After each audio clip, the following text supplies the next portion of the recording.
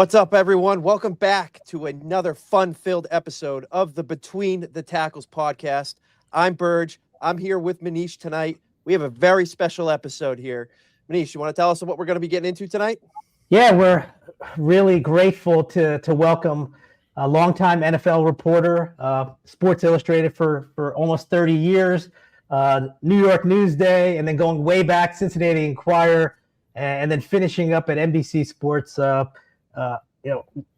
Honestly, the best NFL reporter of my lifetime, somebody that I grew up admiring, and I'm really thankful to call a friend, and that's Peter King.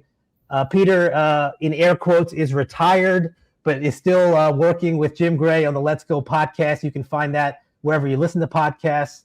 Peter also has a forthcoming book, I believe his sixth book, which we'll get into a bit later, and a really fun piece on NBC Sports on Super Bowl Sunday in the pregame, which we'll also talk about. But first and foremost, Peter, welcome. Thank you very much for coming on.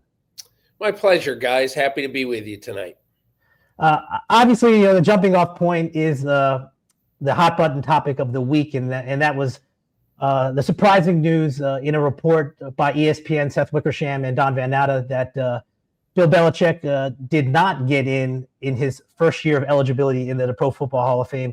Belichick, of course, widely recognized as the best coach of the Super Bowl era. So, Peter, you had been a voter for more than 30 years, did not cast a ballot this year, but I want to get your thoughts on Belichick not getting the requisite votes to be inducted into Canton this year.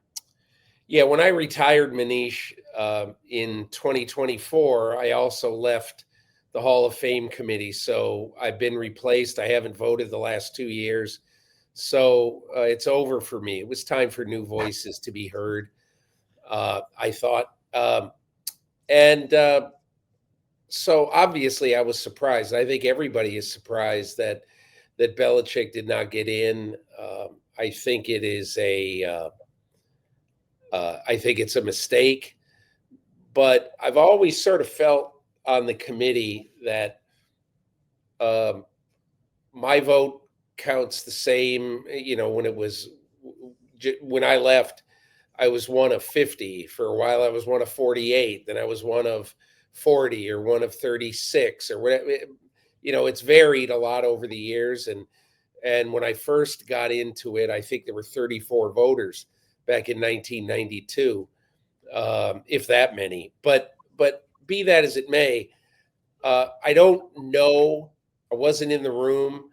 Obviously, you hear a lot on social media about what might have happened, or what did happen. But whatever the rationale, I don't really understand it, because I firmly feel it's like for years when Paul Tagliabue struggled to get in. Before he got in, I always would just sort of think, yes, Paul Tagliabue was late to the party, quite late to the party on taking head trauma seriously, or as seriously as he should. But the fact is, eventually he did. And you got to be judged on your entire resume. You got to be judged on everything, not just one thing. And look, it's a proven fact that Bill Belichick violated the bylaws of the NFL during the Spygate thing by having somebody, from the Patriots organization taping the Jets sidelines on opening day 2007 after he had been warned not to do it, and he still did it. So he deserves his punishment for that thing, but I certainly don't think that it rises to the level of keeping a guy out of the Hall of Fame. But again, I'm not involved in it, so I don't know much more than people reading social media know about it. It's funny because after the initial shock among the NFL's fan base that he did not get in, the NFL, the Pro Football Hall of Fame, I should say, did release a statement essentially saying that voters could face ramifications if they don't adhere to the bylaws moving forward. A nebulous statement. Not really sure how much teeth that has, but they did respond to the response that the fan base had, being so surprised that Belichick didn't get in. What's fascinating to me is that Vahe Gregorian of the Kansas City Star, who has been a voter, I believe, since 2021, actually wrote a piece explaining why he did not vote for Bill Belichick. And as he explained it, it was not anything related to Spygate or maybe his relationship with reporters, but more so votes for the three senior candidates: L.C. Greenwood, Kenny Anderson, who you know really well from covering him back in the day, Peter, and Roger Craig. And Gregorian, as he explained it, felt that those three guys were essentially down to their last opportunity to get into Canton. So he decided to vote for those three instead of not only Bill Belichick, but Robert Kraft, who's up as a finalist, as a contributor as well, thinking that Kraft and Belichick obviously will get in at some point where these three candidates, former players, would not have an opportunity beyond this year. So, what's your reaction to that rationale from one voter? Well, I understand it. I, in fact, use similar rationale, which I came to regret. And I forget what year it was, but the year that Troy Polamalu got in. If I can just sort of explain this, voting for the Hall of Fame is very often a numbers game. And I think it's a numbers game with the way that the seniors and the coaches and the contributors work, because now they lump all three categories together, and you can vote for a maximum of 3 out of the 5 who are advanced to the finals every year.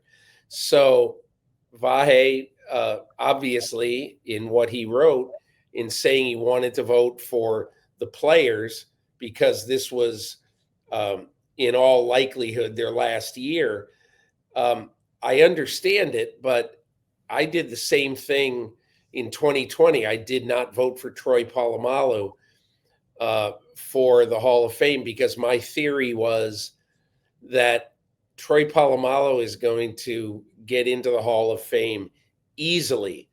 And he did get into the Hall of Fame that year.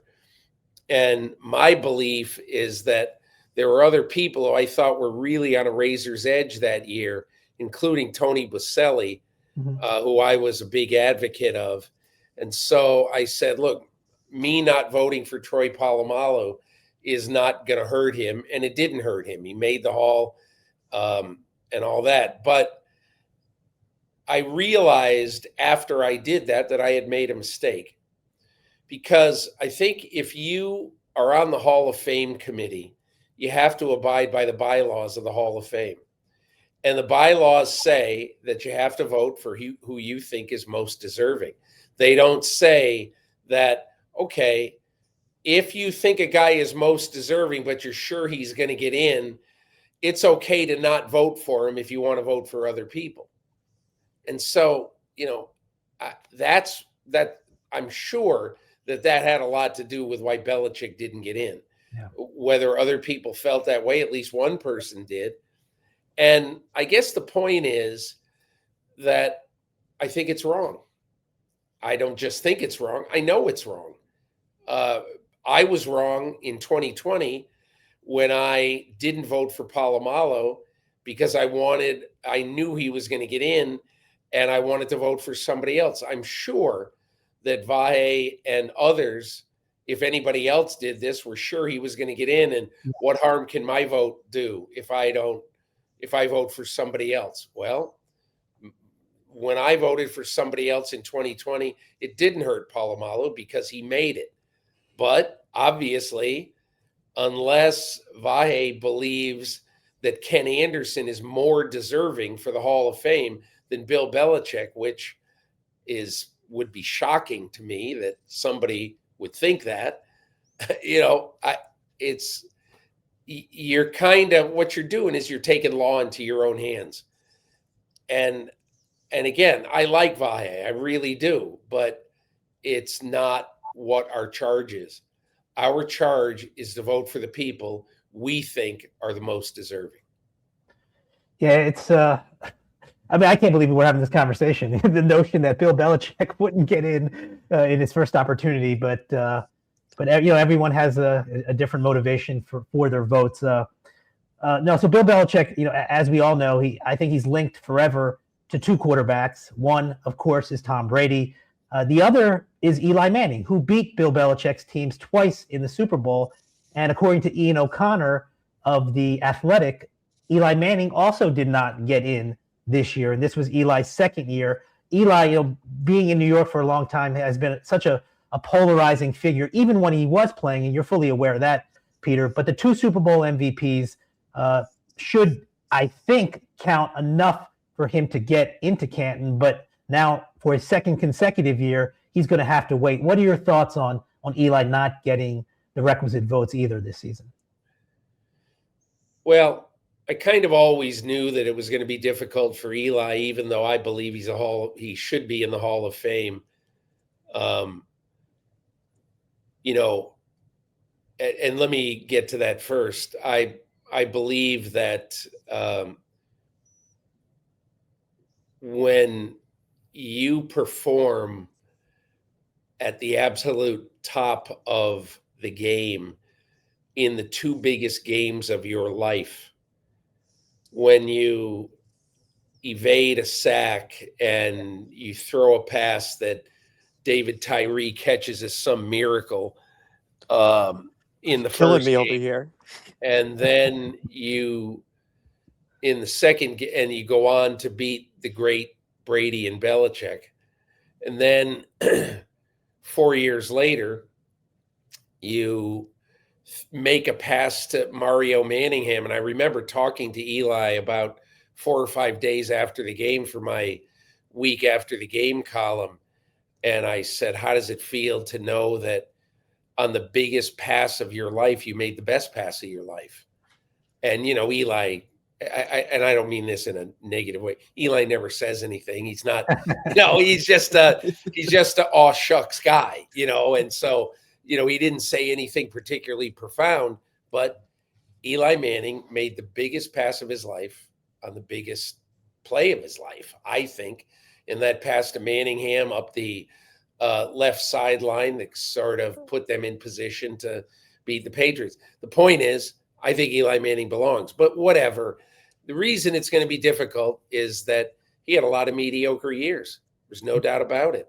And he only won I think I'm right in saying this, guys. I think he only won playoff games in 2 years, a playoff game or more in 2 years out of however long he played, 16, I don't even know. But he only won playoff games in 2 seasons out of his whole career. He's a 500 quarterback in the NFL, never first team All-Pro. So look, bottom line is, I know it's going to be difficult. I would vote for Eli because I believe that the meaning of those 2 games, overrides a lot of the mediocrity that he had in his career. and just describing those games, me as a lifelong Patriots fan, I was reliving it there. But, hey, you got to admit, come on. I mean, you've totally lived a charmed life. Oh, and yeah. You're back in the hey, listen, you're back in the Super Bowl, and the vast majority of the team 2 years ago, you never heard of any of these guys.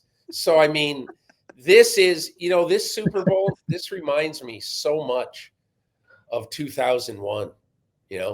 This reminds me of, the underdog Patriots, the total nobodies coming out, being introduced as a team, not as individuals.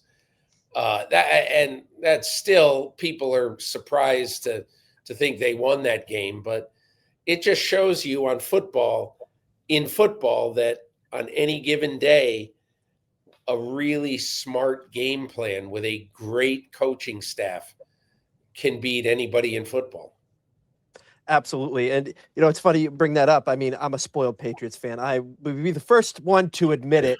I mean, I kind of grew up with this. I was some of my earliest memories of watching football with my family were during those early runs. And one of the guys is a finalist this year from that early run, and that's Adam Vinateri. My opinion, the best clutch kicker ever to, kick in the game in the NFL there. I want to speak about him, his chances about getting in, and then, to kind of piggyback off that, why have we not seen more members of that, specifically the early dynasty of the Patriots in Canton? We know that Richard Seymour's there, Ty Law's there, Randy Moss is there, and there's nobody else like guys like Logan Mankins, Vince Wilfork, Rodney Harrison haven't been able to get into the hall. So I just wanted to get your thoughts on that. Well, I think Adam Vinateri is going to go in. There's one more. Look, the Patriots, I wrote a chapter on them in this book I'm working on right now. And the Patriots, the early great Patriots teams, they basically year after year after year, they had so many rental players. And they had so many guys who they would fit in under the cap. And look, in 2001, in that Super Bowl, I would maintain that Otis Smith, who made, I think, $440,000 that year, that Otis Smith,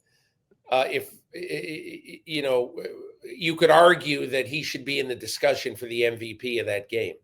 He and Ty Law just were fantastic in that game.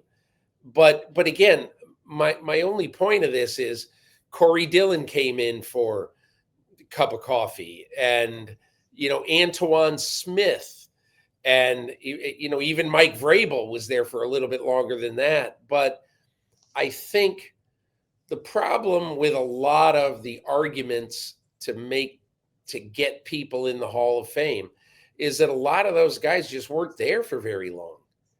And so it's not like, and you're right. I mean, Logan Mankins was, he was there for a long time, but I think that this was not a team that, like, for instance, Bill Belichick, Scott Pioli took over in 2000, and before you could blink an eye, they'd won 3 Super Bowls in 5 or 6 years. So it wasn't like all of the guys who they drafted became the cornerstone players. That team right away had to go mining for talent in low-cost free agency. A guy like Mike Compton, who became a great guard for them. They basically gave him a take it or leave it offer for, I don't know, $800,000 or $900,000, and they did that with a lot of guys. They did it with Vrabel, I think, the second year. So anyway, I don't know if that answers your question, but I think they had a lot of guys who weren't altogether thought of as 10-year players who made the Pro Bowl 7 times or first team All-Pro 5 times. So they just didn't have that kind of team. It wasn't the kind of team that they built. I sit here and I think, like, obviously I'm a fan. When I think about Hall of Fame type players, I think of the best players at their position for their era. And that for me would be what would determine whether I would think that they should be in the Hall of Fame or not. And I look at, like, specifically like Logan Mankins, a guy who was there for a while, and then Vince Wilfork, who I considered probably Vince Wilfork has a good case. You're right about that. You're absolutely right about that. But I'm not trying to say that they don't have anybody else, because I don't believe that that's the case. But I do think that a lot of times, and Logan Mankins was there, 8 or 9 years. And he was a consistent Pro Bowler. And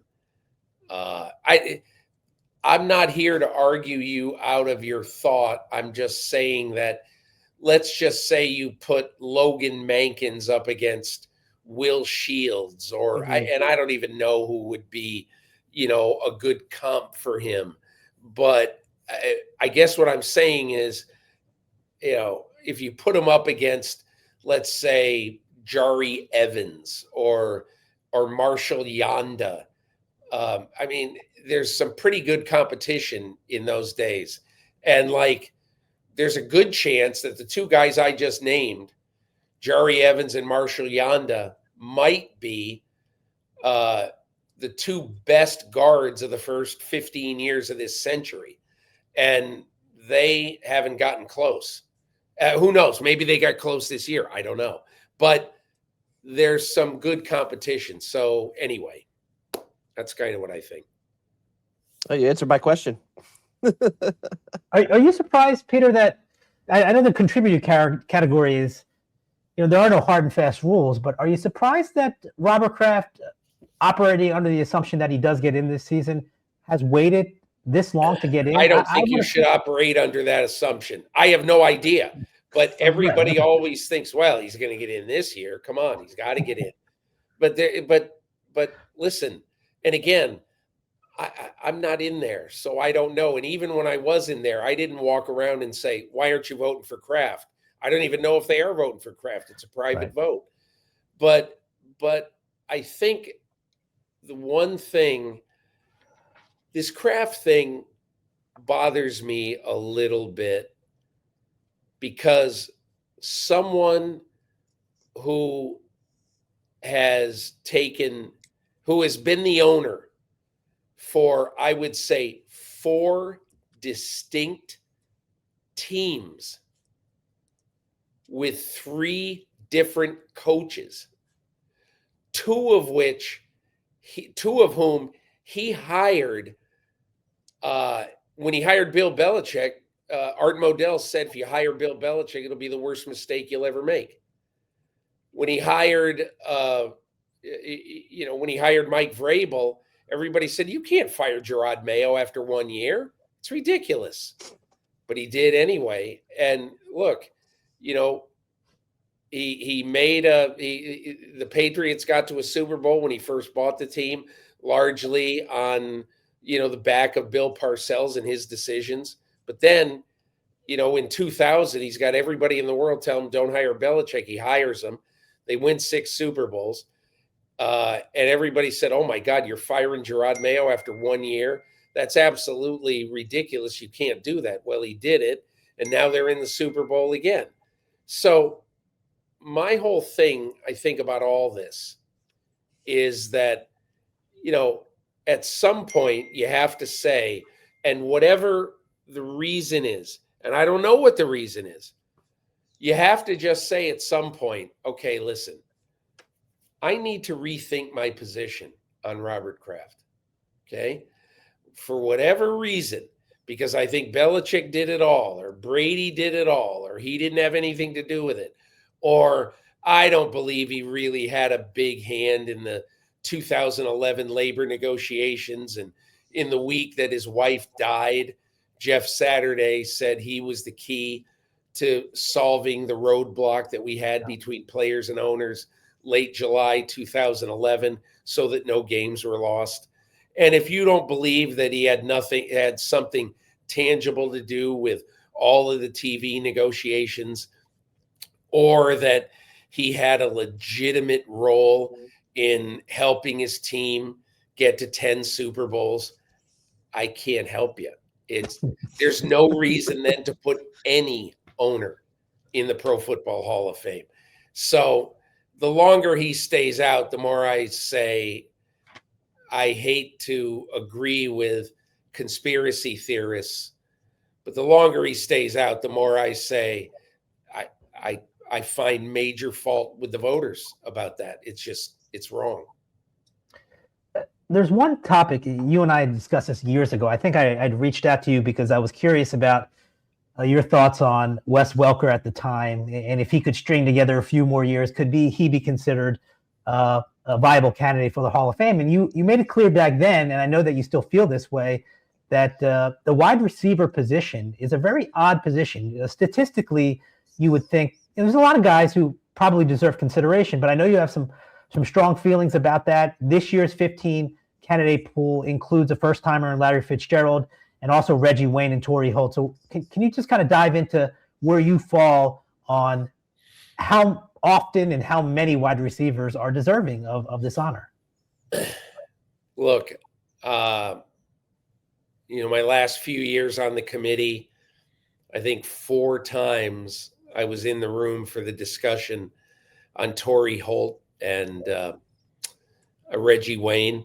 And look, I would never argue that they were insignificant players. They were excellent players. And they both played big roles in their team. First, obviously Reggie Wayne played a big role with Peyton Manning and Marvin Harrison. But, I am not one of those people who think that players like Reggie Wayne and many players of this era, I'll say, I'm just not a believer that they are singular players. And I think to get into the Hall of Fame, you have to be a little bit more than somebody. I mean, Reggie Wayne caught over 1,000 balls. Torry Holt caught over 900.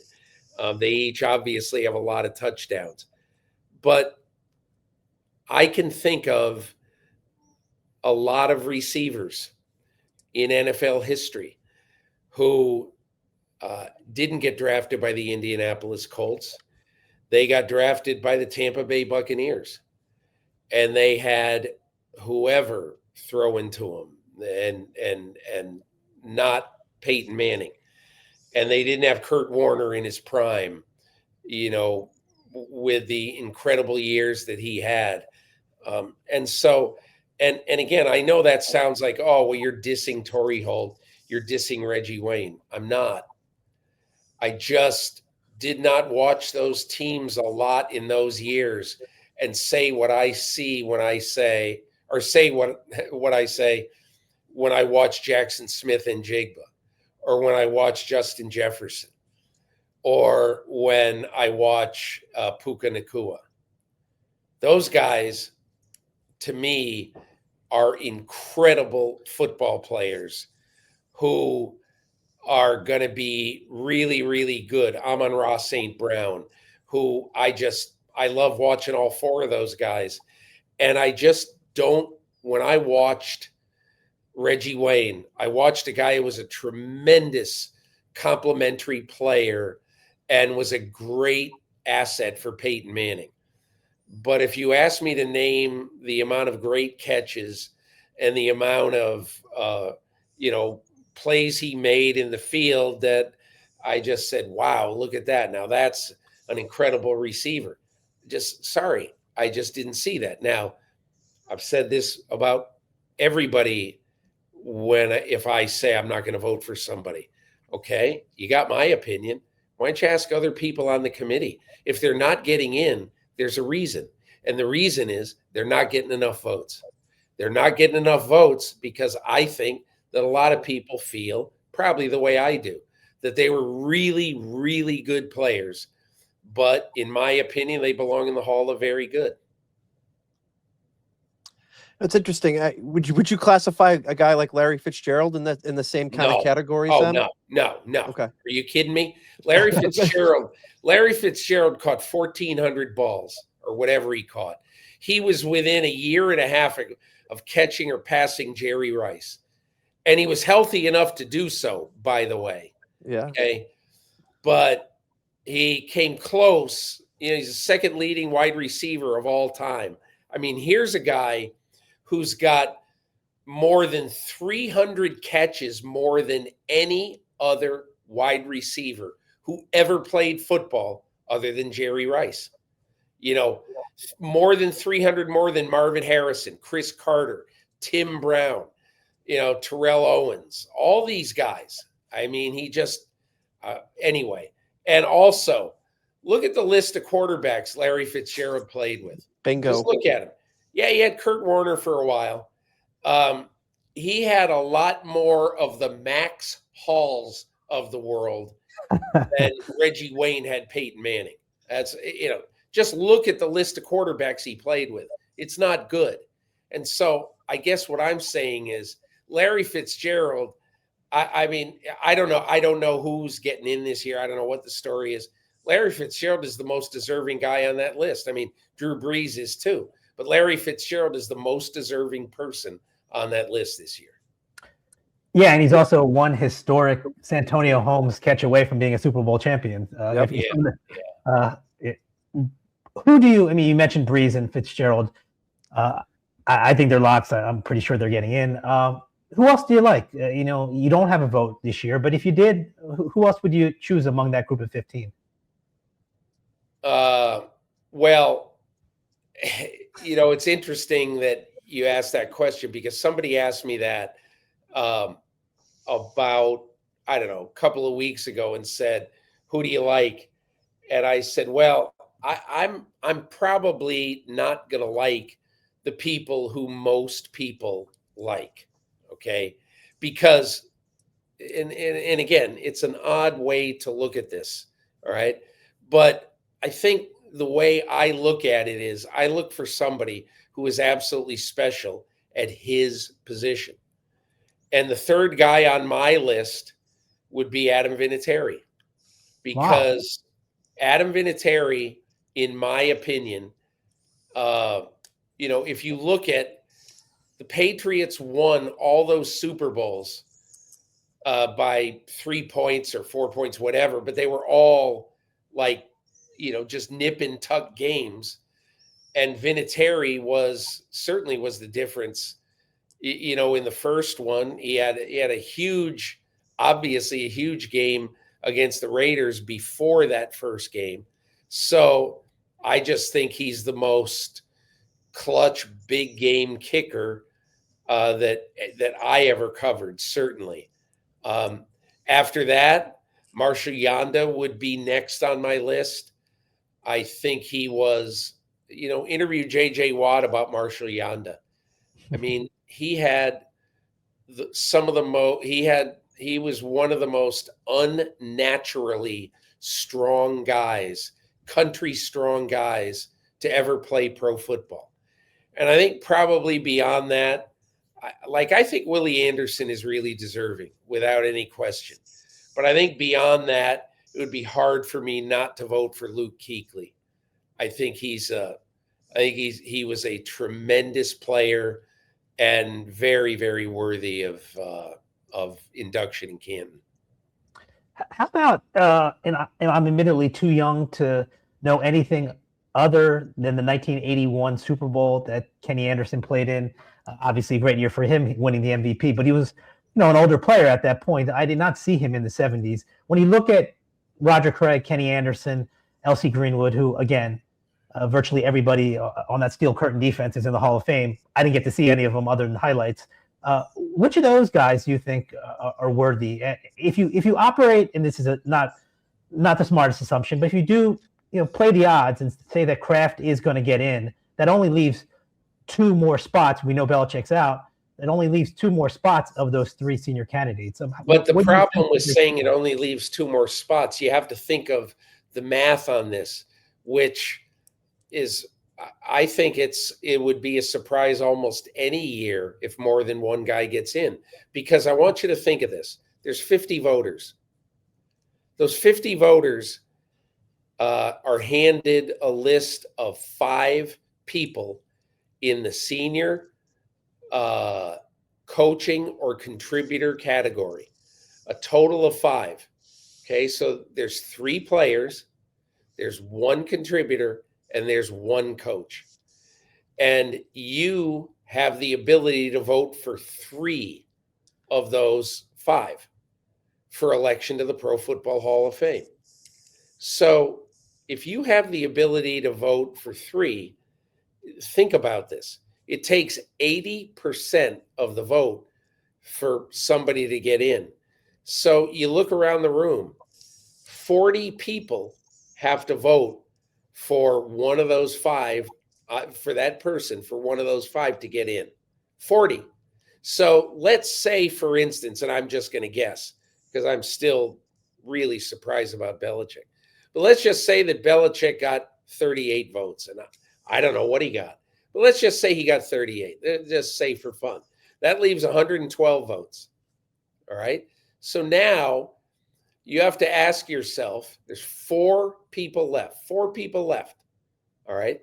And so if you think 2 are going to get in, what you think is that 2 of those 4 are going to get at least 40. They're not going to get exactly 40. So let's say each one of them gets 43 or 44, right?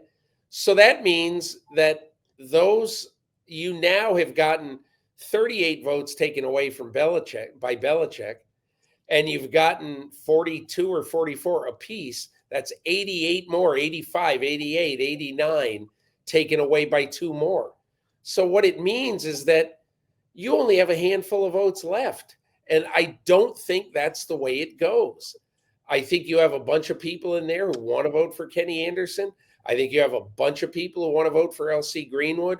And probably my guess would be the most would want to vote for Roger Craig. That's just a guess, because he had the 1,000, caught for 1,000 and rushed for 1,000 yards. But again, look, so I'm not in there. I don't know. I didn't hear the discussion. Sometimes you can kind of feel momentum for a guy coming, but since I'm not there, I don't feel it. So I just don't know what happened. But I think what I would say overall is that just be careful with assuming anything with this Byzantine way of voting for seniors and coaches and contributors. There is somebody who's not a finalist, and I'm very passionate about this because I think I cannot believe this guy is not a Hall of Famer. He hasn't coached in, I guess, decade, 15 years, but his fingerprints are still all over the NFL. And that's Mike Shanahan, 2-time Super Bowl champion. People who have coached under him have had incredible success as head coaches themselves, whether it was Sean McVay, his son Kyle, Matt LaFleur, Mike McDaniel most recently.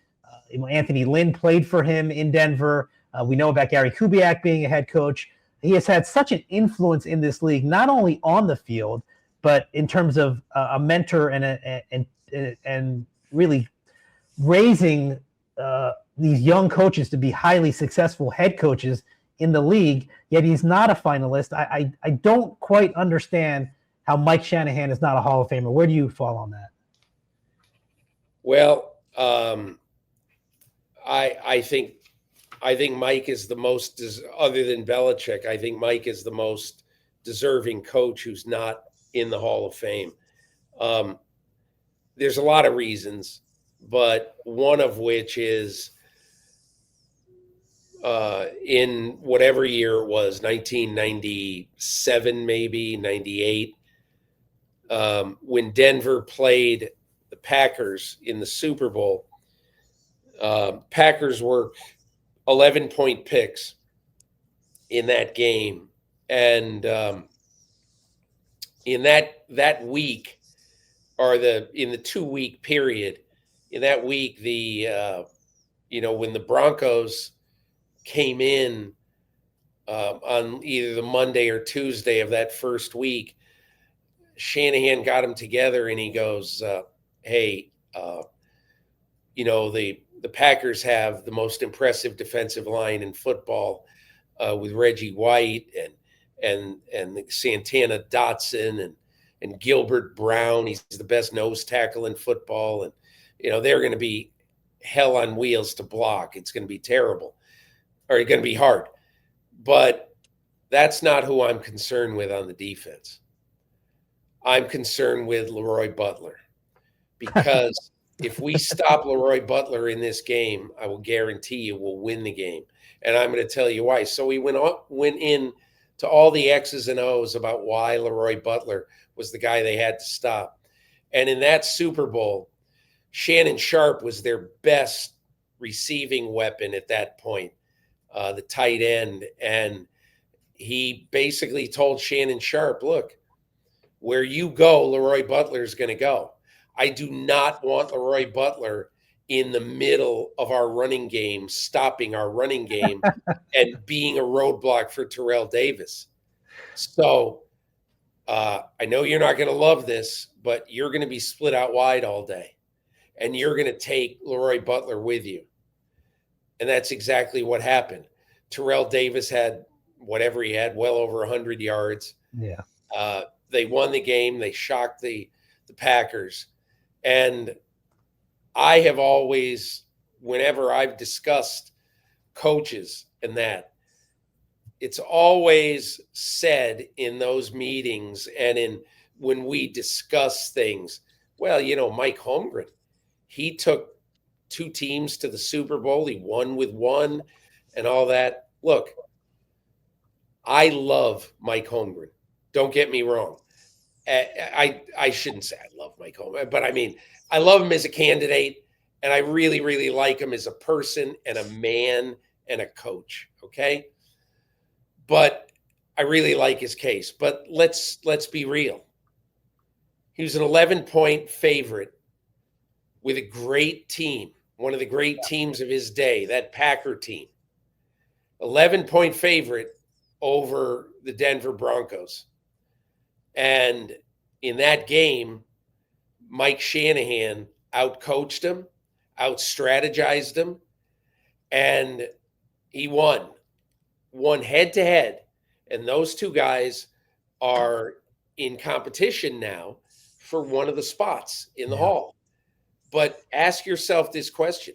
Shouldn't it matter a lot when the biggest game maybe of each of their careers comes against each other, and Mike Holmgren's an 11-point favorite, and Mike Shanahan makes a huge coaching decision in that game, and the Denver Broncos win the game? Shouldn't that matter? Mike Holmgren, to me, with his 2 Super Bowl wins, even though, he bombed out with the Raiders, he took the wrong job, and he bombed out with Washington because he worked for the worst owner in my 40 years of covering the NFL, and it's not even close, in Dan Snyder. So, look, everybody's going to have an argument for their guy. There are going to be people who support there are going to be people who support Mike Holmgren and Mike Shanahan. I think they're both great candidates. People who support Tom Coughlin, great candidate. There's a lot of really good candidates. We won't even get into this, so why in the world are we putting in, Tom Flores and Bill Cowher above all these guys? I don't. You're going to have to tell me that one. Not necessarily Cowher, but Tom Flores is to me, I just think that was a ridiculous pick over the guys we're talking about. Yeah, I just think I agree with you on Flores. For Shanahan, it's just, and I know that, maybe Alex Gibbs is a different conversation, but also intertwined. Just the zone blocking, running, the scheme, such an impactful part of football. And he's also got the best coaching tree in this century, and it's not even close. You realize it was either 22 or 20, I think 23. He had 4 coaches who at the end of the year, 4 head coaches in the league whose offenses were in the top 11 in the NFL. And, so all of his stuff is still being done. Look, I'm a broken record on Shanahan. I just think it's ridiculous he's not in. I could be wrong on this, but I think that the only touchdown that the Broncos had the other day from Stidham to Sutton, I could be wrong, but I thought it might have been sprint right option, which is a Mike Shanahan play. Could be. But yeah, just kind of ridiculous. Just to transition now to today's coaches and the openings, an inordinate number of openings. Typically you get, 6, 7, maybe 8, 10 openings this year. As of this recording, only the Cardinals and the Raiders have yet to hire a head coach. 8 positions have been filled. I want to get your thoughts on what the biggest surprise was for you in terms of a coach getting let go, and who do you think is maybe not the best hire, but a hire that you think can potentially be a home run for one of these teams?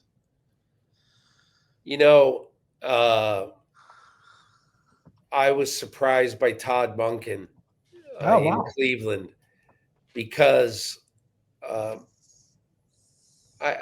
not thinking that Todd Monken is not good. The Browns are so desperate right now to get an offensive coach to fix their quarterbacks. I mean, they're just desperate. And so I think that's probably why they picked him. I have always thought, I've been around Jim Schwartz a lot in my career, and I think that guy is really smart, and I think he's a leader of men.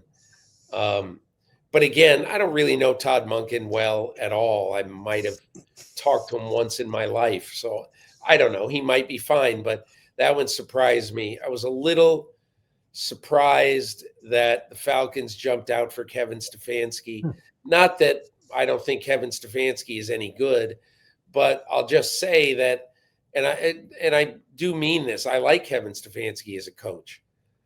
But, you know, he's had a lot of resources and a lot of time to try to get the quarterback right in Cleveland, and he never did. And I'm not saying that it's his fault, okay?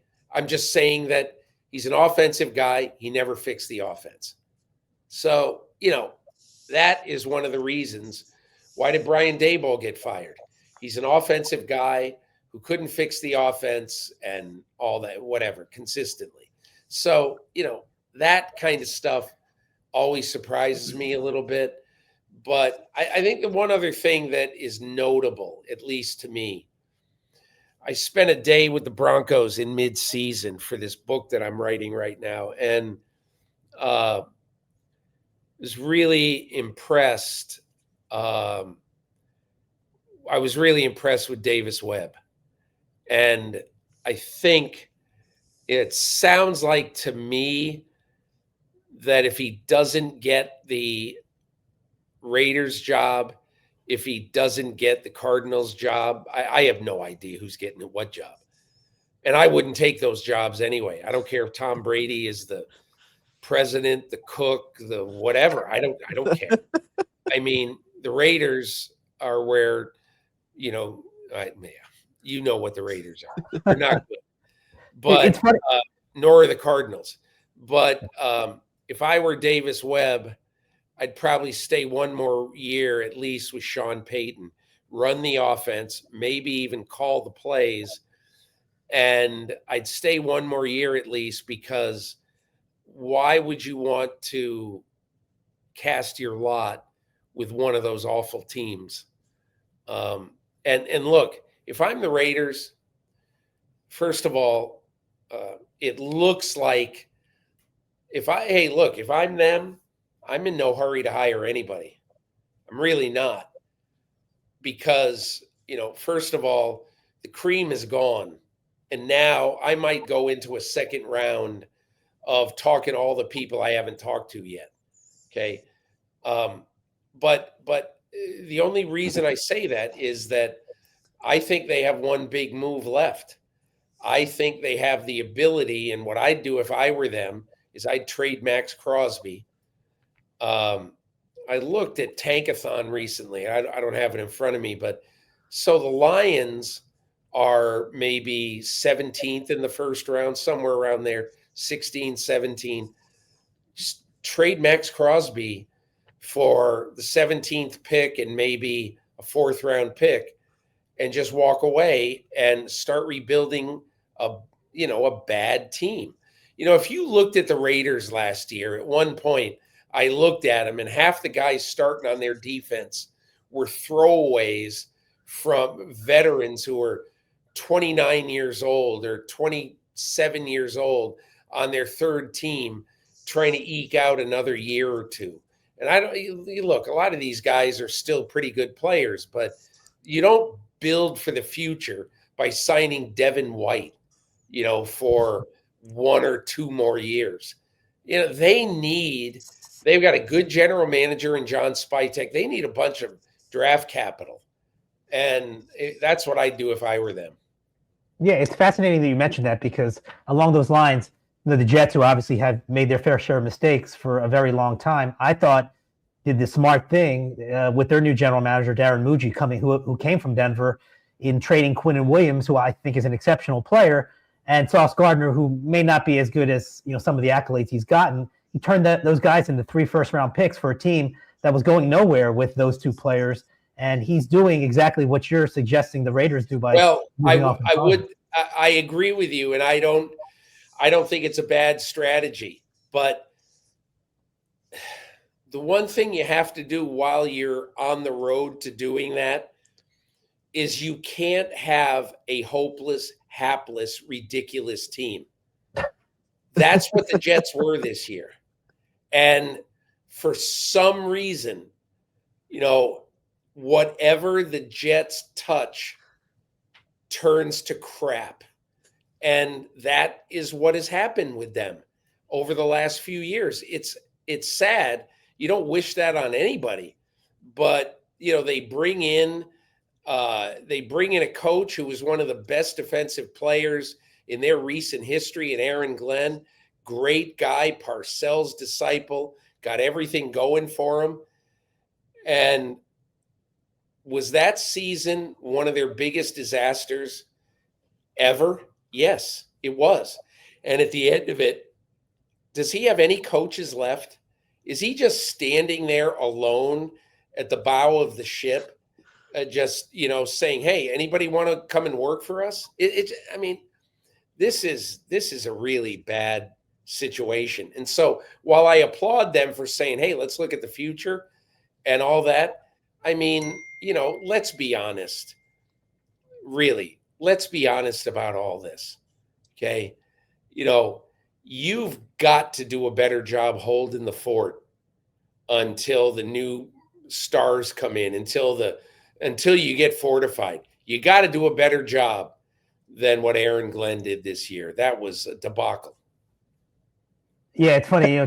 Todd Bowles once told me when he didn't have some of the pieces earlier on, or actually after his first season, he always lived by the mantra: you win with what you have until you get with what you want. And I agree with you. Look, they were non-competitive. That's probably a whole different podcast, but I don't know anything about them. I just know that I'd watch them every week, and by halftime they're behind 900-0. How in the world can you have any hope for the Jets? I don't care if they have 64 first-round picks. Come on. They're a laughing stock and have been for years. And look, I'm not trying to jump on their grave, but holy crap. Every decision they make turns to crap. It just does.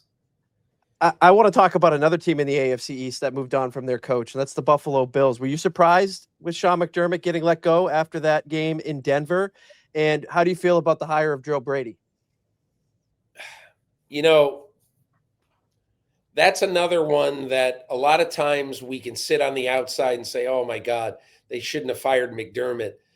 And look, I do not think they should have fired Sean McDermott at all. Okay. And I understand that, it's the old Einstein theory of, doing the same thing every year and expecting different results. I get it. I understand that people are frustrated, but, look, I remember a lot about the Damar Hamlin year. Okay. The Damar Hamlin month, let's say. And Sean McDermott was the surrogate father to about 20 guys on that team. He was utterly fantastic in that situation. He is the ultimate adult in the room. And the players, I don't care that they lost in Denver. Those players still will walk through fire for that guy. I do not think he should have been fired. Now, having said that, obviously none of us were in the room to hear Joe Brady's sales pitch. So I don't know. It's easy for me to say I wouldn't have fired him, but who knows? Maybe Josh Allen, gave Brandon Beane a look during the course of that and say, hey, this is my guy. Let's go. He can do it. We can do it. So, it's fine. I don't have a strong, Joe Brady's a good coach. I don't have a strong feeling one way or the other. I just don't think that you should have fired the guy you fired. It just seems to me with a lot of the stuff that you were reading coming out from around there was that the fans, the media around there, they wanted to see change. if they were going to move on from Sean McDermott. And by promoting from within, you're kind of getting the same that you had before, just with a different face. So yeah, for me, I was that's a good reason. That's a good reason why fans and talk show hosts should not hire coaches. So hey, that's all I can say. I mean, because we're not in the interviews. We don't hear what Joe Brady is saying. We don't know what Josh Allen says about Joe Brady. So I don't know, I was the guy sitting here saying keep Mayo after last year, and I was glad I am glad I was not in the room for that. I'm glad I was not making the decisions for that. Oh, that's pretty funny. That's good. There is one fascinating opening. It's not a head coaching opening, but it's what I thought on the surface looked like a very appealing job, and that's the offensive coordinator for the Philadelphia Eagles. 2 Super Bowls out of the last 4, reigning Super Bowl champs for another week or so. Yet they are now in week 2 of their OC search process. A couple years ago, when they moved on from Brian Johnson, it took them 4 days to hire Kellen Moore, and Kellen Moore ultimately helped them land a Super Bowl. Now it seems like they can't find the guy that they want, or the guys they want don't want them. And there's a lot of discussion in Philadelphia about whether that's because of the power structure in which Howie Roseman and Jeffrey Lurie have a lot of say. There's a sentiment that maybe an offensive coordinator would not want to adapt Nick Sirianni's principles because he's an offensive-minded coach who doesn't call plays. And then I think the most fascinating element to all this, Peter, is do these coveted candidates want to coach Jalen Hurts? And that's a funny thing to say because he is a Super Bowl MVP. But at the same time, I think it's a fair question when you look at Brian Daboll, for example, choosing to work with Cam Ward in Tennessee over Jalen Hurts. Mike McDaniel choosing to work with an uber-talented player in Justin Herbert in Los Angeles instead of Jalen Hurts. Where do you fall on how appealing this offensive coordinator position in Philadelphia is? And do you think that it's possible that Jalen Hurts could be a detriment to luring in somebody who's really good? It seems impossible for me to think of because, I think of Jalen Hurts, and I think I've had 4 interviews with Jalen Hurts in my life. And the last time I saw him was and had a conversation with him was in training camp, actually, of 23. Now, I take that back. One of my last, because I did talk to him at some length in the playoffs that year. But I'll never forget, I was going around, I was on my training camp tour, and everybody, I was taking portraits of everybody in training camp that I was going to use in my column, just very tight face shots. I'm in my office now in my house in Brooklyn, and I'm looking in my apartment in Brooklyn, and I'm looking over at the Tua Tagovailoa portrait where he's doing the, what's that, the Hawaiian thing with the hands. I don't know. But anyway, I did that with everybody. And so I get to Philadelphia and I said, hey, everybody I interview, I'm taking a portrait of. And he goes, okay. He said, wait a minute. Give me your camera. Give me your phone. And he took a selfie of me and him. And he had this big, broad smile on his thing. And I don't know why he did it, but he just started laughing. He handed it to me and he goes, this is a lot better. And that was it. But I think one of the reasons why I'm kind of, I have taken to him is because I think Jalen Hurts is one of these guys who, he's like Phil Simms. I used to say this about Phil, that when I covered the Giants, Phil truly, a lot of people say this, but Phil truly wouldn't care if he threw for 10 yards or 510. If they win the game, that's the only thing that ever mattered to him. And Jalen Hurts is like that. He just doesn't care. He's a coach's kid. Every time I talk to him, there was never anything, look what I did. It was always a deflection and team. And, one time Nick Sirianni told me that it was 9:00 on a Monday night at their facility, and there was Jalen in there studying or watching tape. And he said, get the hell out of here. Go home. And so Jalen Hurts is committed. He wants it. I just think, and I've never met Kevin Patullo in my life. But I do think that a lot of what they've done in the last few years, and now you guys are going to tell me if I'm right or I'm wrong, okay? But I think that this will be the 5th consecutive year that they've started with a new offensive coordinator. And, I just have one 2-word sentence to say to Nick Sirianni and to Howie Roseman. Stop it. Stop doing this to your offense. Stop doing it to your quarterback. And again, obviously they don't hire Kevin Patullo thinking that midway through his first year, people are going to egg his house. They don't think that. But, this decision, the more I've thought about it, because Manish, you and I talked earlier today, the more I thought about it, the more I say, what a vital hire this is for Nick Sirianni, because you've just simply got to stop with this temp job offensive coordinator thing with the Eagles.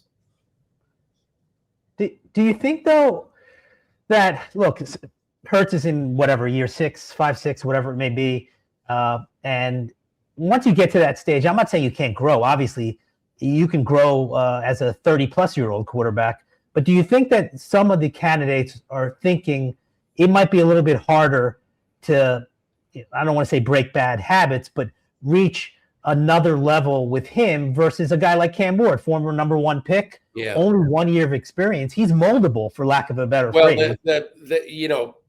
Brian Daboll, I couldn't agree with you more. Brian Daboll took the Tennessee job, and who knows? I would assume that he could have had the Philadelphia job if he wanted it.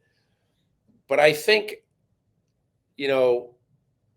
one thing about going to work in a quieter environment with a young quarterback, look, I kind of look at Sam Darnold right now.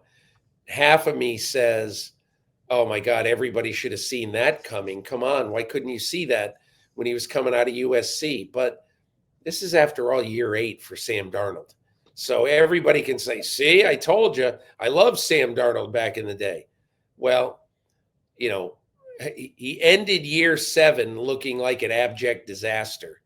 And, so anybody who says, see, I told you, I always loved Sam Darnold. Yeah, right.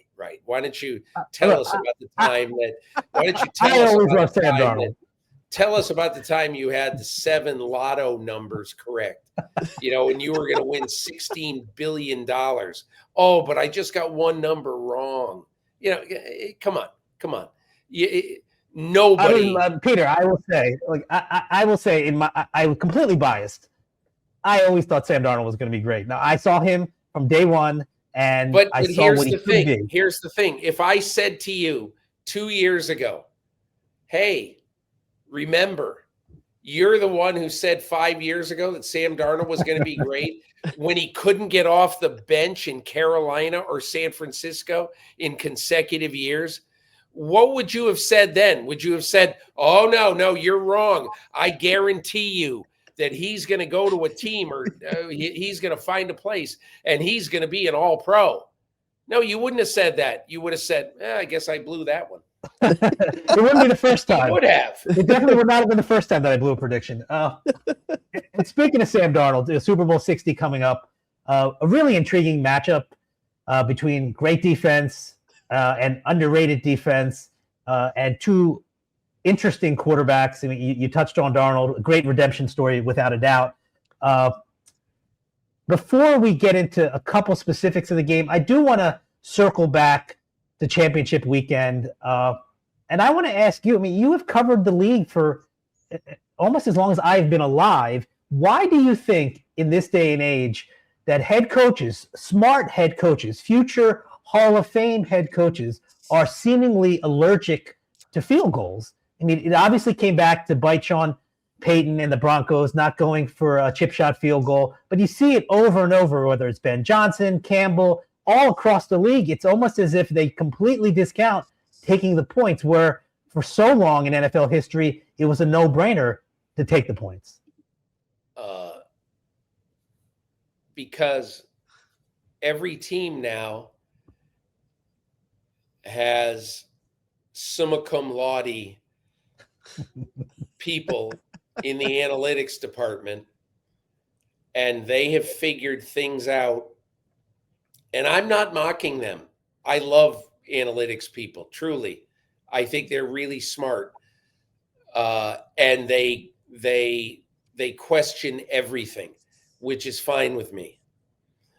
I would be shocked, not surprised. I'd be shocked if the Denver Broncos, analytics people supported Sean Payton doing what he did on Sunday with a quarterback who hasn't played in 2 years against a defensive front that is a top 3 or 4 defensive front in football. And I'd just be shocked whether they were going to run or whether they were going to pass. If a guy would have said, hey, by the way, got some snow in the forecast after halftime. I think it'd be a good idea to take a 2-score lead right now. You have no idea if this guy is going to piss a drop the rest of the game. You just don't know. So maybe, and I believe right now, truly believe that Sean Payton totally regrets the decision, should regret the decision, obviously, and understands that this sometimes you simply just have to take the points. And I mean, I've heard everybody talk about it, and we all sound like total, absolute Neanderthals. Take the points, blah, blah, blah, blah, blah. But even the really, really smart young people in the game who are coaching right now, and I don't mean to try to make this I don't mean to put every smart guy in this category right now, or every young guy into the smart guy category. But you saw with Liam Cohen, who's had a great year. You saw him in the wild card game against Buffalo early on, 4th and 2 against the Bills, going for the touchdown rather than going for the field goal. You've seen every coach, all the smart coaches, young coaches, brilliant coaches, everybody is doing it. And I think this offseason, there has to be a recalibration. You have to just ask yourself, listen, tell me because the one thing I kept saying when I was watching the Denver game, I said, even if he gets 4 feet here on this play and converts the first down, that's not a guarantee he's going to score a touchdown. Not even close to a guarantee. He's still got to get either another first down or whatever. And, anyway, I think that there's going to be a recalibration this offseason. Are you surprised along those lines in that game? I thought it was great. Watching it on TV when the field is blanketed with snow. I mean, NFL history is littered with tremendous games in that type of weather, but there seemed to be an uproar about how it wasn't competitive because the teams couldn't do much in that weather. I know that in Philadelphia, for example, there's discussion about potentially having a dome stadium in Philadelphia, which I think would be ridiculous. I mean, one of the highlights of the Super Bowl season last year was that snow game and the divisional round between the Eagles and the Rams. Where do you fall on when the conditions are that rough? It's not an enjoyable product. I enjoyed it. I mean, I read Mike Florio's. I love Mike. I'm good friends with Mike. I think it's utterly preposterous. I think, is saying that you ought to put games in a neutral site if there's weather or what. I don't even know what the full argument is. Look, I once saw Michael Vick beat Brett Favre in a snowstorm at Lambeau Field when Vick was 23 years old. I mean, the highlight, if you ask Michael Vick right now, what's the highlight of your NFL career? He'd say, beating Brett Favre in a snowstorm in the playoffs at Lambeau. Are you kidding me? And yeah, what could be bigger than that other than winning a Super Bowl, But football was made to be played in all conditions. That's just the way it is. I thought it was ridiculous, but the strategy was really cool. How about when Josh McDaniels and Drake May, they've talked about it. Unless your guy is absolutely totally wide open, throw the ball in the first row of the bleachers. There is something about that you're not trying to be pretty. You're just trying to get the clock down to 00. That's it. Good for them. It happened that way. I don't think it was miserable. I don't think it was a waste of time. I thought the strategy was good. And did anybody say that, by the way, when Adam Vinateri made a miracle field goal in Foxborough, that helped propel the Patriots in the middle of a blizzard to go to the Super Bowl that year? I mean, that's one of the great kicks in NFL history. How would you have felt if, 48 yards? I don't even remember, 45. I don't even remember what it was. But would you have preferred that, wait a minute, we got snow coming this weekend. Let's move the game to the RCA Dome in Indianapolis. Let's move it so that we can have a real football game. F that. F that. Ridiculous. Play football in weather. It's fun. I personally would love to see a Super Bowl played in weather. I know that will never ever happen, but it's not going to happen. You can't ask people to pay $7. Look, they got lucky. They got really lucky in the Meadowlands. Yes, they did. Really lucky. It was the warmest day in January or February history. And, I remember going to the game that day. I was on the media bus going over, and I said, hey, after this game, Mets and Yankees are playing a night game at Citi Field. It's going to be 64 degrees out there. I mean, it was ridiculous, but I'm not a big fan of seeing an outlier thing happen and say, well, that's it. You can never do that again. Just play football in weather. It speaks to the testament of the coaching staff when you have to add that element into it. And I'm just like you. I love snow games. I think it's the most enjoyable thing to watch. But this Super Bowl obviously is being played in California, so we won't have any snow to contend with. I just wanted to get your thoughts on this matchup and how my New England Patriots and Drake May, the kind of the Cinderella story of this season, face off against that significantly talented Seattle Seahawks team, a team that I slept on majority of the year. Manish was on it right away. So I want to get your thoughts on that. 24 years ago, the Patriots entered a Super Bowl with less than zero chance to beat the greatest show on turf in a dome.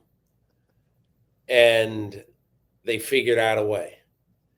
This year, it's not nearly the same line. I don't even know what the line is, but they're not nearly as big an underdog, but they're underdogs, and deservedly so. The Seahawks are playing out of their minds. But this is the exact same Patriots team. They just need, Tom Brady to complete a few passes to J.R. Redmond inside the 2-minute warning. Yes. And they need John Madden up in the booth to say, oh, no, they're just going to go for the field goal, and they're going for overtime. That's what the Patriots need. That would be good karma for them in this game. Bring John Madden back. But they're an underdog team. Nobody knows who they are. And instead of Otis Smith and Ty Law being the men right now. Now it's, Milton Williams and Robert Spillane and, maybe Christian Gonzalez. But I mean, they got a bunch of good, young, unknown, well, Spillane's not that young, but a bunch of good, young, unknown defensive players who are going to determine whether they have a chance in this game or not. It's interesting too. The Patriots 9-0 on the road this year. I personally love the theatrics of Mac Hollins going into the locker room, kind of showing this team's identity going into this game. And I think they're just going to channel that and really put up a real fight against the Seahawks team. I'm personally nervous because I think Seattle's defense has been incredible. We should be nervous because, I mean, look, here are the facts. They played an easier schedule than the Temple Owls played this year. Okay. They had an easier playoff run than Ferris State in Division II. Okay. Because of, obviously the Chargers were wounded. CJ Stroud played a game like somebody handed him the football before the game and he said, "What is this?" And then, the obviously in the championship game, I mean, they got one of the biggest breaks any team's ever gotten heading into a championship game. You're playing a quarterback who has not stepped on the field in 2 years. So the Patriots have gotten every break on God's green earth coming into the Super Bowl. However, A, who cares? B, it doesn't mean anything. What do you want them to do? It's not their fault. And C, Mike Vrabel and Josh McDaniels are going to understand how to play this game. And by that, I mean, they're going to understand, it could be that Drake May is going to throw 43 passes in this game. It could be that they'll throw 16. They're going to figure out what gives them the best chance. I have huge confidence in both of those guys. And I think too, the fact that they, I'll push back a little bit on the easy path. Like I get the offensive side of it, but no, like against some top defenses. You can't. Stop. Stop it. Stop. Just stop. If you want to push back, go ahead, but you're going to be wrong. Manish has been telling me that for weeks, and I've been pushing back. But the defenses they've played have been legit, and obviously in the first two games, how have the offenses been that they played? How about those Jets? How about those Dolphins? I'm talking specifically about the playoffs when we're talking about the Broncos defense, the Chargers defense, and the Texans defense. Yeah, but the Broncos defense, kicked the living crap out of them. I mean, and it was a bad weather day. So how can you tell anything about that? They scored a touchdown on a gigantic break by a quarterback who got nervous in the biggest moment of the game. And he made a huge mistake. He handed the ball to the Patriots, and they scored on a drive that I believe covered 11 inches. So, I mean, so don't. They didn't turn the ball over. Don't tell me how tough it's been for the Patriots. Stop.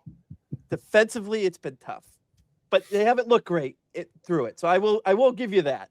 I think they're prepared to face another really, really good defense in this Super Bowl. Look, the great thing about them is that I think they have a quarterback who's not going to be afraid, who really, he really has not played very well in the postseason. No, he hasn't. But when you play 3 games in the postseason, the 3 biggest games of the year, and you survive, even though you've turned it over more than you've thrown touchdowns, that's good fortune right there. And so, he's going to have to play better because Sam Darnold looks like he's going to be pretty good, or at least in position to be pretty good. And they got one of the best receivers holy crap, that Jackson Smith and Jigba. Unbelievable. He is so good. So, hey, look, but like I say, if in how many ever days from now, if the Patriots are holding the Super Bowl trophy, I'm not going to say I told you so, but I am going to say I am not surprised by one iota, because they're a smart team, smart coaches, and players who can execute very well. So they absolutely, unequivocally have a good chance to win this game. Are you picking them, Peter? No, but I'm not. I wouldn't be surprised. It just reminds me of 24 years ago. It just really does. But we'll see. Peter, you've always been the hardest working man in this industry, and even in retirement, you have a piece that will be airing on NBC during the Super Bowl Sunday pregame show. Can you share a little bit about what that's about?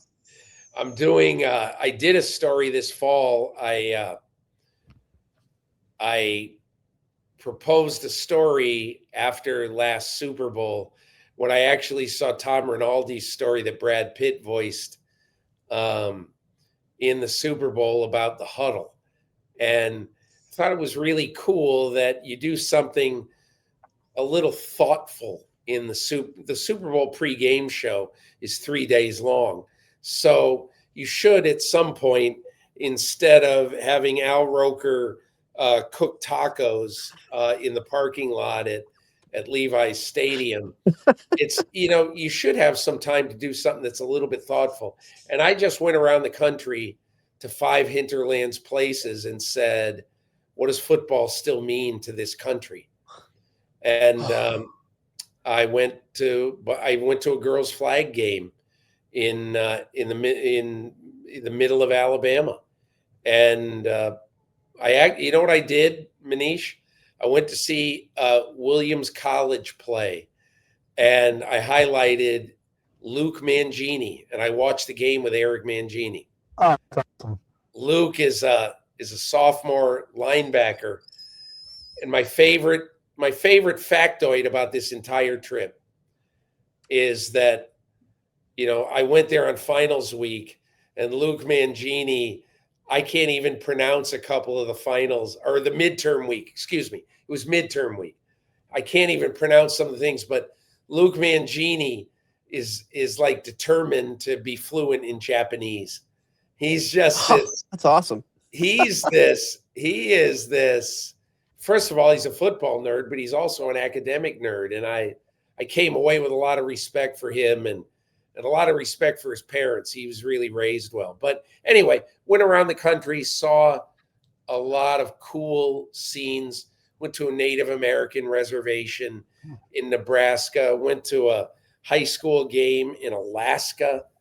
So I just had a good experience. It'll be a cool piece. It'll be about 5 minutes long during the pregame show. So I hope a few people get to see it and enjoy it. That's great. Did you think of those destinations? How did you come up with these places? I wanted to go far and wide, but I had a producer named Dave Wilkie, Jersey guy. And Dave did a fabulous job on this. He helped pick out some of the places. And so we kind of combined on the places we should go. Originally, there's a high school that plays in Hawaii, and their field is quite literally right, 30 yards from the Pacific Ocean. And I wanted to do a game there because I thought it'd be the craziest visual of all time. But we went to Alaska instead and saw a game in a driving rainstorm, which was not quite as fun maybe, but it was real.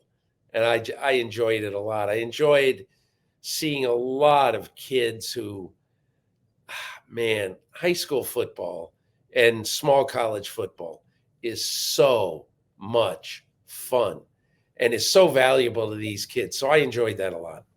That sounds like Awesome. an incredible experience. Yeah. Peter, you're also finishing up a book. Can you tell us a little bit about what it is and when do you think that it will be available for us?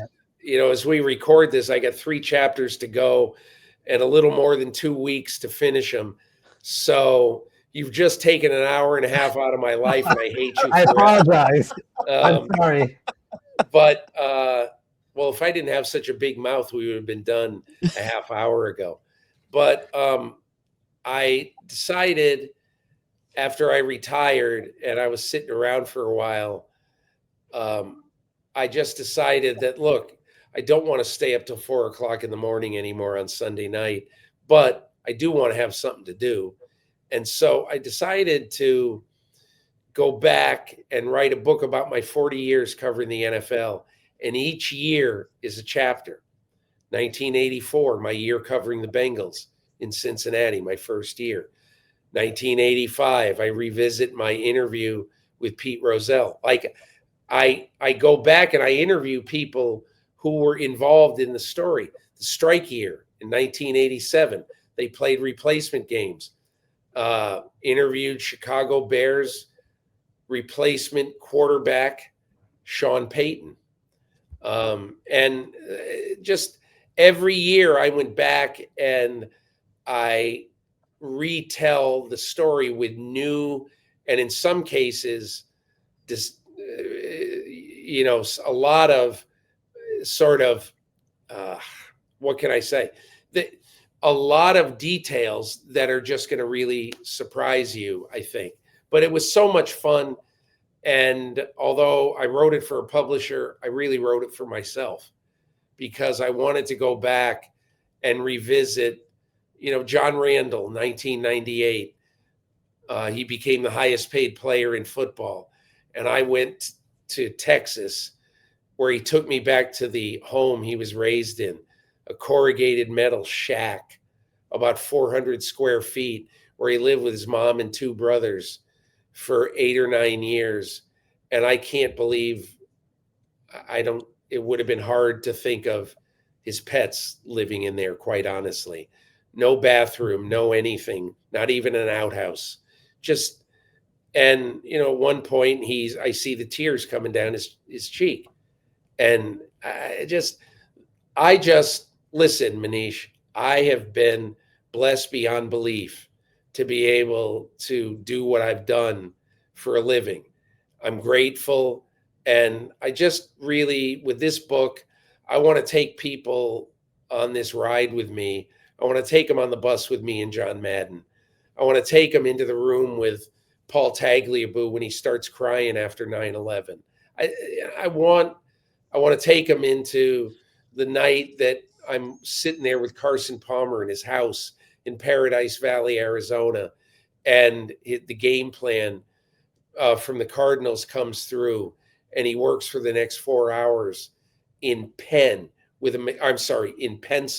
a mechanical pencil, drawing every diagram himself, even though he doesn't have to draw them. That's how he learns. And I just, I saw and I experienced a lot of things, and hopefully in revisiting those and in re-reporting those, you'll learn a lot about football and enjoy the stories. I cannot wait. I mean, I've read, I would say probably 100% of the stories that you're going to revisit. Did you have a working title for the book? It's called The Game. And it'll be out in late October. So it's going to be fun, at least for me. And I hate to say it, I was very selfish in this. If I didn't want to write about something, I didn't. And if I wanted to write about something, I did. And I never really asked for permission from the editor, from the publisher, from my agent, from anything. I said, here's what I want to do. They said, good, go. It's been a great partnership. So anyway, it's been a lot of fun. Yeah, I would say the one word that comes to mind first when I think of you is selfless, not selfish, but your track record as a reporter speaks for itself. Again, the best reporter of my lifetime, somebody I admired growing up, got the privilege to get to know in this business, one of the most influential people in this industry. We talked about Mike Shanahan and the influence and impact he had on younger coaches. I think the same thing could be said about Peter King and reporters of both genders, all races, all ages. Just an incredibly thoughtful and giving person. And I'm not only happy that we had the time to talk tonight, but I have been very happy over the last 15 years getting to know you. And I'm so happy that you have an opportunity now to kind of go at whatever pace you want to go at. I know that you and your wife are going to the Olympics. I hope you enjoy that immensely. And again, I cannot wait for this book. I cannot wait for what is next for you in quote unquote retirement, because whatever you touch turns to gold. And I'm really thankful that you gave us the opportunity to share some of your thoughts on some of the goings on of the NFL in the past and today. Hey, Manish, thanks a lot. It was great to be on with you both, and appreciate it. And I'm sure we'll be in touch. And I'm holding you to your promise to buy a copy. I will. I am not one of those guys who asks for the free copy. I understand it's a business. I may get multiple copies for my friends, but I promise you that I will be paying for whatever I read. Hey, great being with you guys. Take care, huh? Thanks, Absolutely. Peter, just real quick, I can't top what Manish said. I've been following you for so long, part of my NFL fandom. I can't tell you how much I appreciate you taking the time to sit down and talk with us about all this stuff. So again, thanks again. A lot of fun. Thank you, guys. All right. That's been another episode of Between the Tackles. We'll catch you next week.